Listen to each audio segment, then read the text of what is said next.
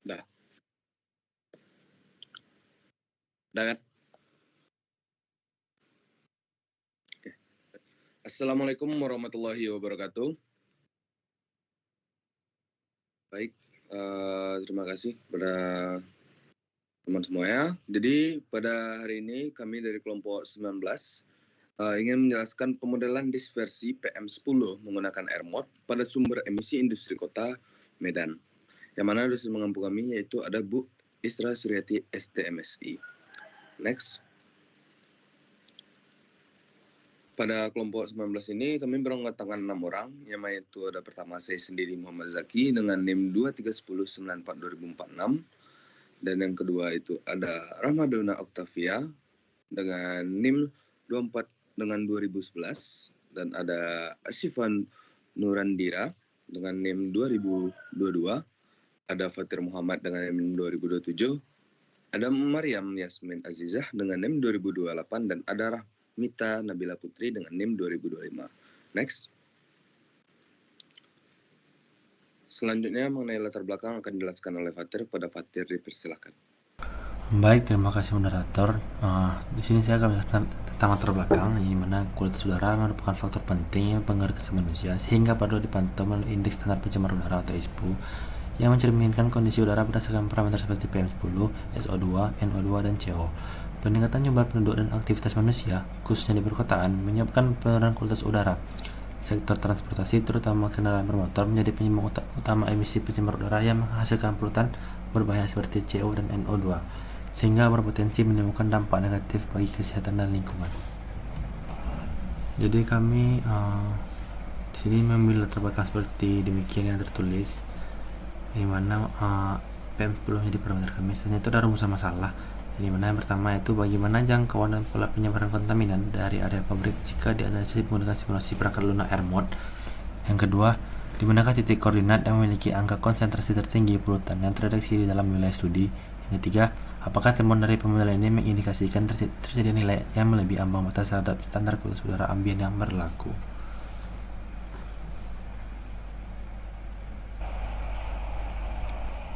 Selanjutnya ada tujuan dan manfaat. Yang tujuan itu melakukan pemodelan matematis dispersi pencemar udara dengan memanfaatkan perangkat AirMod.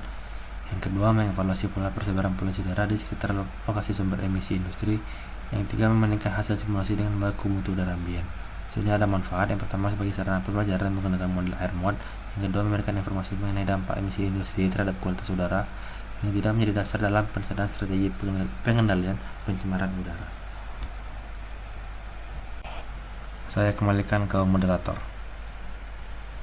Baik, terima kasih Fatir atas penjelasannya. Selanjutnya itu mengenai metode penelitian, yang mana itu akan dijelaskan oleh Yasmin. Pada Yasmin, persilakan. Baik, terima kasih kepada moderator.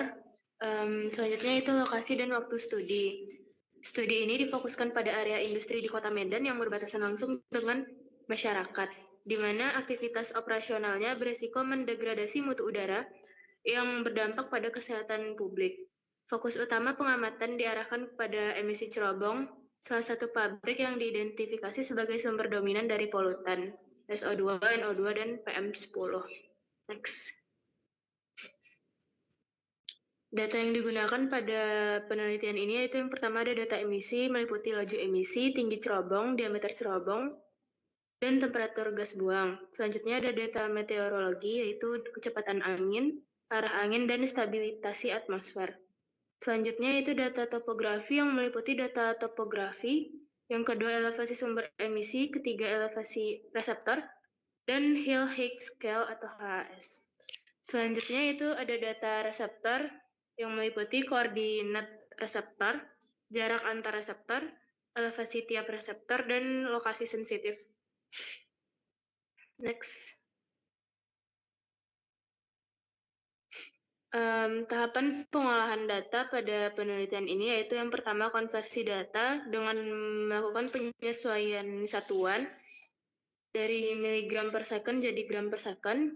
Lalu ada penyesuaian format file. Lalu penyusunan parameter sesuai struktur AirMod. Yang kedua, tahapan kedua yaitu penentuan sumber emisi yang meliputi laju emisi, tinggi dan diameter cerobong, lalu kecepatan dan temperatur gas buang, dan mempertimbangkan efek Plum-Rice. Tahapan terakhir yaitu penentuan grid reseptor dengan menentukan titik perhitungan konsentrasi polutan yang disusun dalam bentuk grid dengan grid yang hasilnya rapat, menghasilkan hasil lebih detail dan komputasi lebih besar. Saya kembalikan kepada moderator.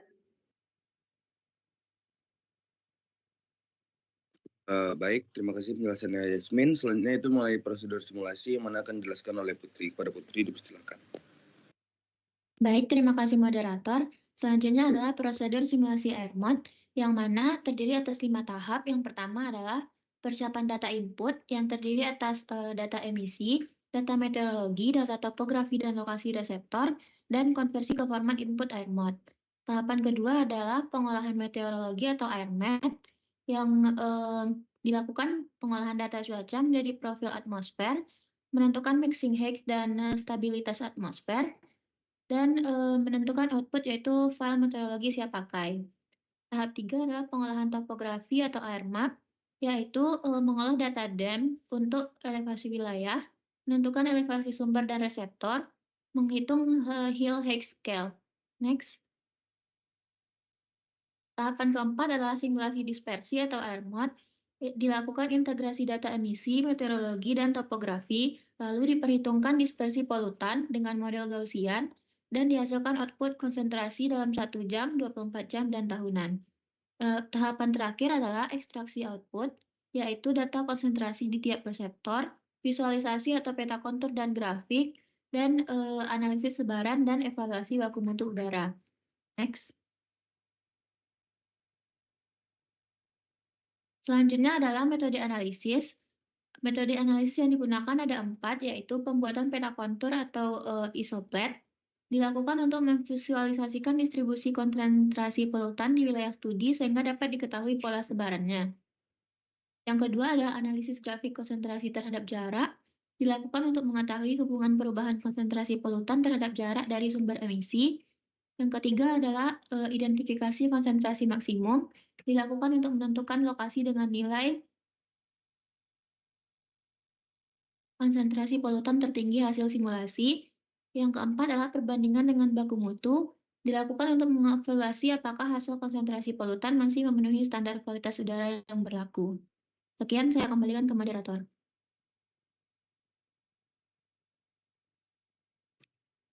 Baik, terima kasih penjelasannya Putri. Soalnya itu hasil simulasi yang mana akan dijelaskan oleh Dona. Kepada Dona, silakan. Baik, di sini saya akan menjelaskan terkait pembahasan dan hasil simulasi. Berikut adalah peta kontur dari permodelan AirMod kami. Next. Pada peta kontur tersebut didapatkan pembahasan bahwa nilai maksimum konsentrasi pada peta sekitar kurang lebih 3,15 mg per M/3, yang dimana konsentrasi tertingginya berada di sekitar sumber emisi yang ditunjukkan oleh warna merah atau kuning.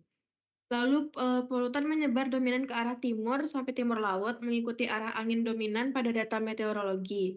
Hasil menunjukkan sebaran konsentrasi polutan berbentuk plum atau memanjang dari titik sumber, yaitu titik merah di tengah.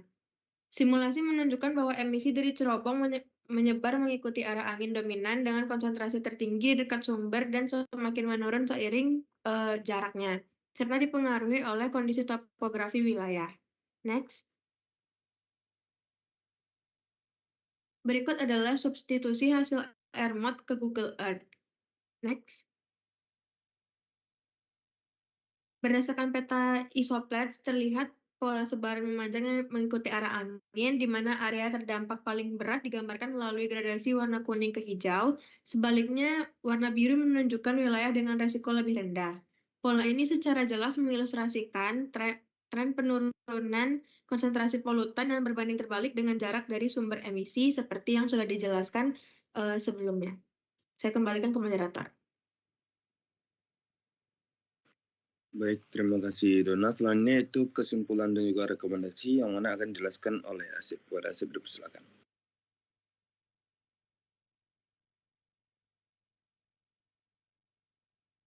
Baik, terima kasih moderator. Untuk kesimpulannya, berdasarkan hasil analisis dari pemodelan yang sudah dijelaskan tadi, didapatkan bahwasannya Airmod mampu memodelkan sebaran polutan secara spasial dan kuantitatif.